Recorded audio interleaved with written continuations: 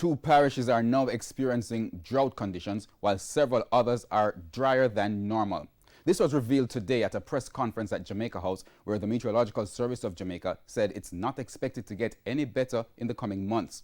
At the same time, the government says it's rolling out a number of drought mitigation strategies. TVJ's Vashon Brown has details. Jamaica's primary rainfall season is in October each year, and the main dry period of the year starts shortly after in November and ends about April. So we're currently in the dry season.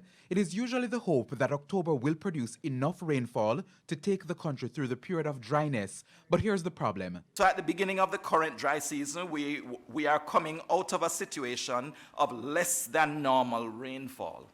As many as 10 of 13 parishes received less rain than was customary. In fact, only Hanover and St. James were wetter than normal over the past few months, as at the end of December 2019, 2 parishes were experiencing drought, St. Mary and Portland. Several parishes were also experiencing drier than normal conditions, Kingston, St. Andrew, St. Anne, St. Thomas, St. Catherine and St. James.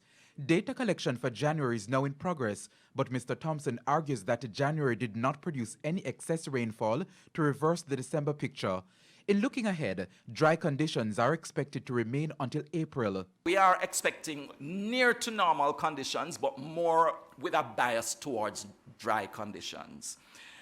And this is for most of the country. But St. Mary and St. Anne could experience moderate drying.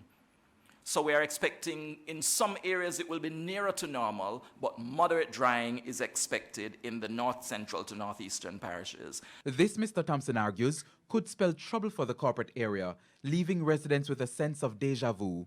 Last year, the corporate area experienced prolonged water lockoffs with low water storage levels at the 2 main catchment facilities, Hermitage Dam and Demona Reservoir. Water supply restrictions have already been implemented in sections of the corporate area. Minister without portfolio in the Ministry of Economic Growth and Job Creation, Pernell Charles Jr., says there are a number of short-term strategies aimed at reducing the impact of the dry conditions. Our immediate response in urban areas includes, and the NWC has spoken about this several times, the procurement of trucks, even though we do not like trucking because it is costly and inefficient, but in the short term, within the context of our circumstances, we have to procure more trucks to assist in distributing water to the hardest hit areas. As for rural areas, over 100 tanks have been distributed to residents for water storage. But every year the country experiences these dry conditions. So what's different with the response this time around? What I can tell you, Vashon, is that we're doing everything we can to, in a proactive way, reach out to the stakeholders way before the impact becomes extreme. Last year, we took the time to formalize and establish the Integrated Water Resource Management Council, a council of several relevant agencies, pulled together for us to use our minds, our intelligence, our capacity and ability to find solutions. From that, we have the Drought Management Committee that has been working hard to see how best to execute this plan. Vashon Brown, TVJ News.